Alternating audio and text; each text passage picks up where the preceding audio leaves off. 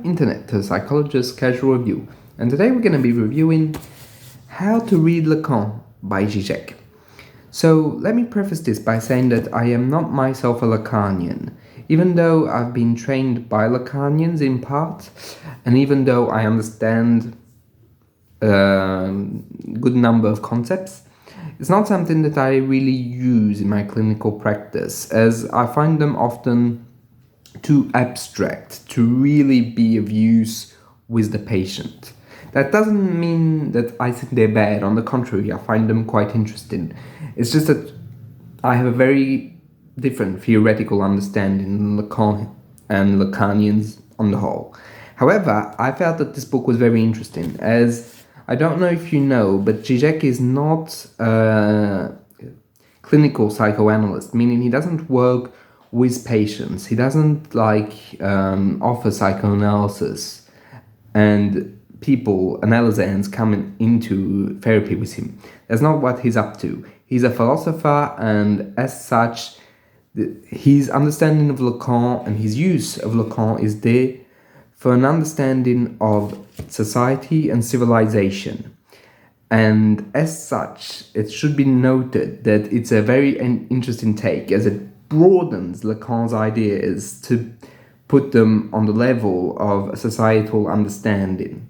In a way, it's like using tools that were psychoanalytical and using them in a more sociological perspective.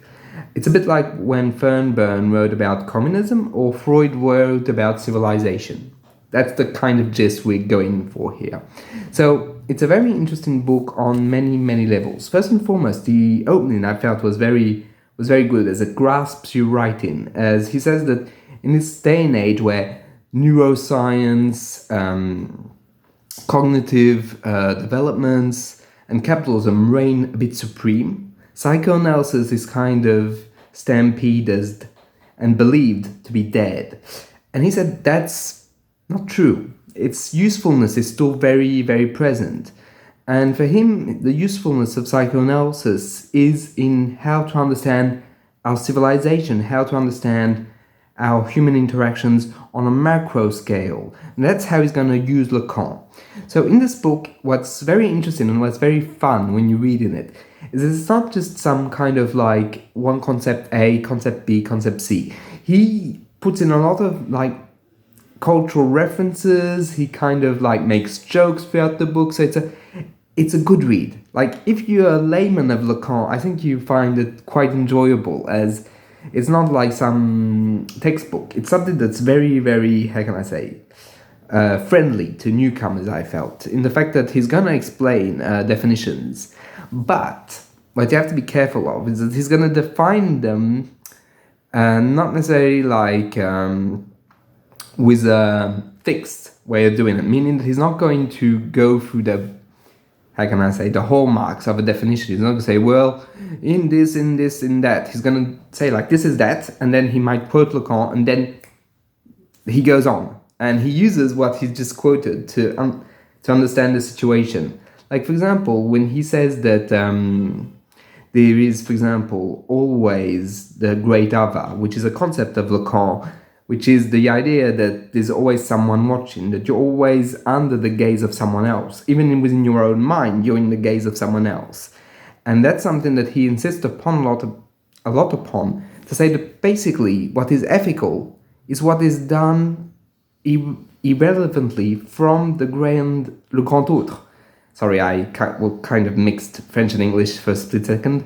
Le grand autre, so the grand other, is basically not ethical, because you're not choosing to do something or doing something because it's right, but because you want other people to notice it, which is very interesting and very fundamental. And I don't think that's wrong at all. I even think that it's a good framework to understand all of this.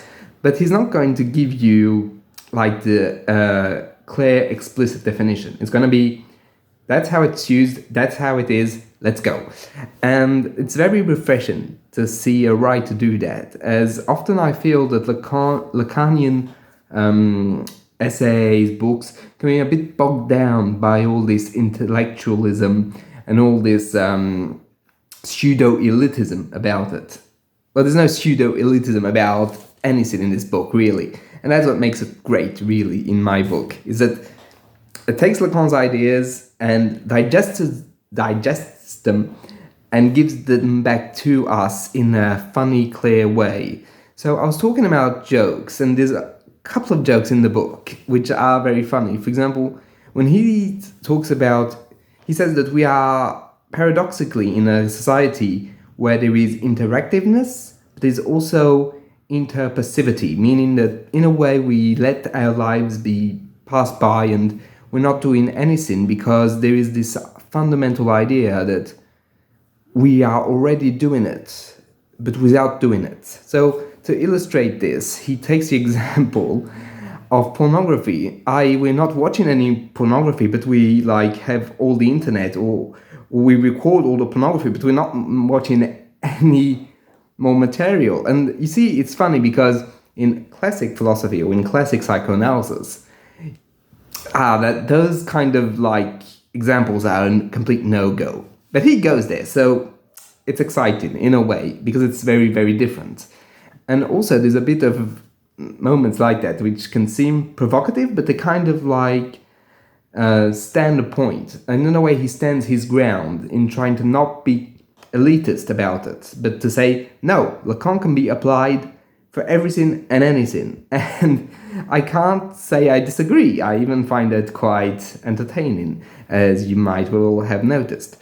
So there is a lot of very interesting concepts that he deploys in this book.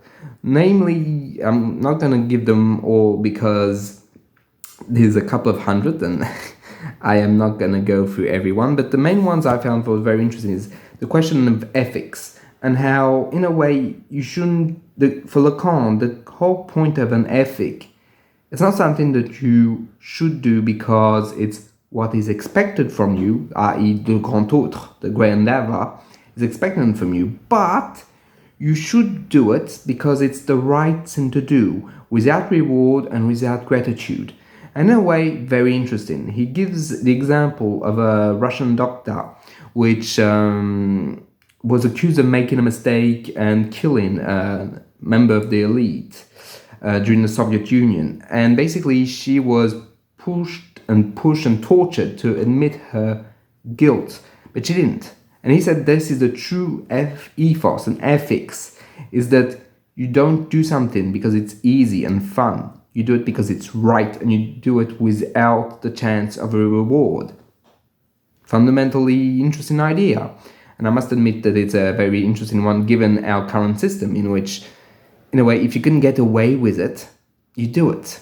You don't do it because it's the right thing to do, in a way. And he also states the importance, Žižek, of building your own sense of ethics, that not doing it for anything else but for yourself. And that's something that I feel is a very good point to make. And this is why it's also philosophy. It's because it broadens the concepts of psychoanalysis to integrate them into a larger spectrum, right?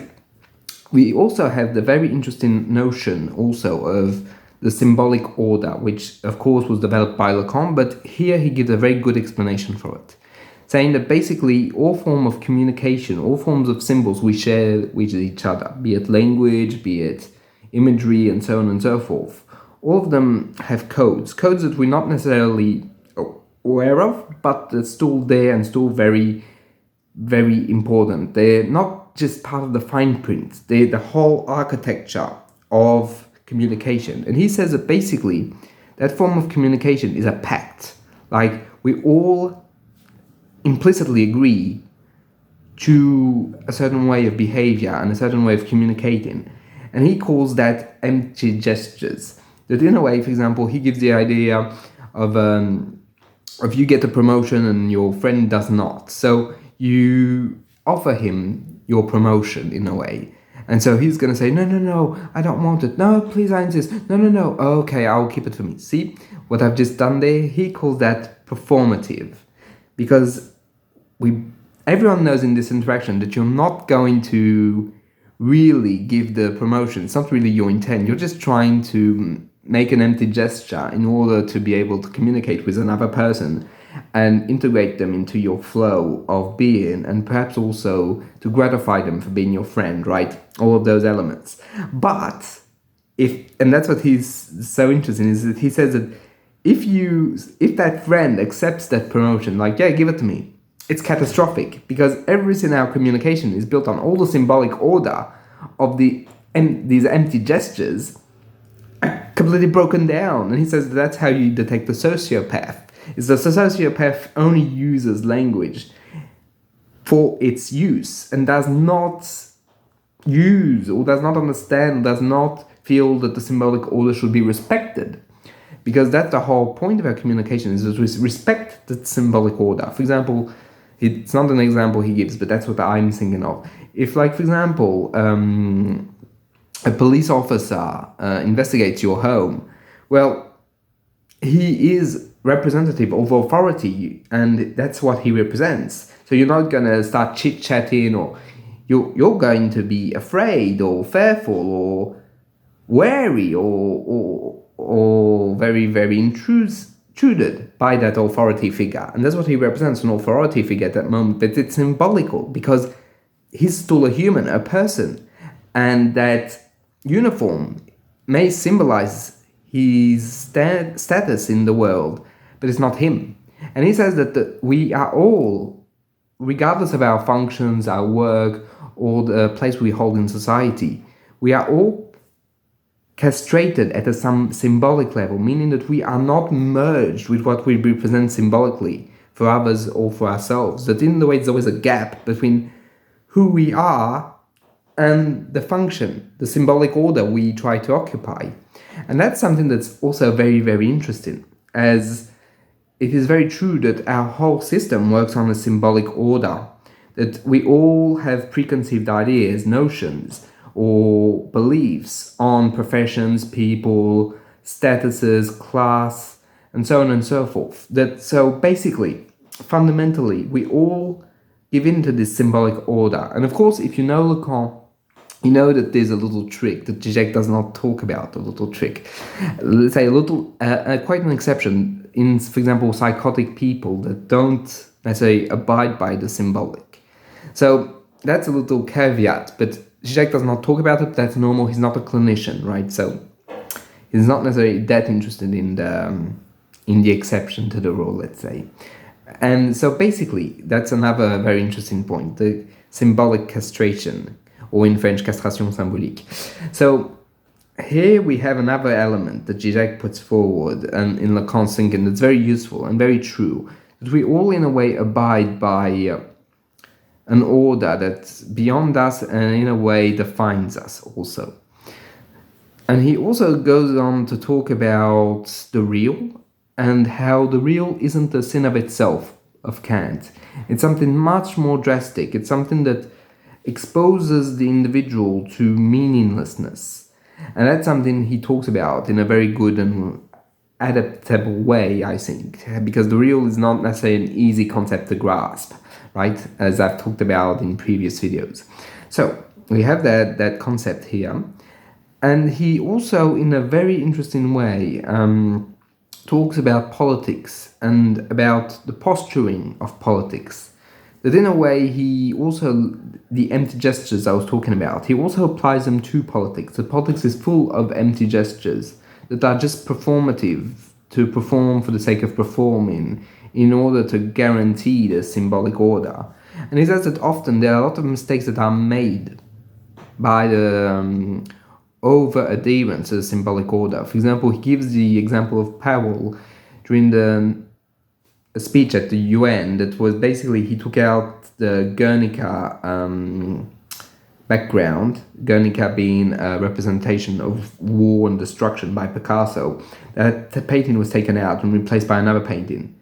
And he said that basically at that very moment it was a symbolic statement, because Powell was talking about how they should invade Afghanistan and Iraq, and basically, or just Afghanistan, I don't recall perfectly, but they were going to start a war, and how he took out Guernica to avoid that symbolicism. But by doing that, he created even more criticism, because, as Žižek said, no one would have cared if Guernica had stayed as it always stays there. It's because he took it out that there's something that was noticed, there's something that was seen, and something that then became criticizable.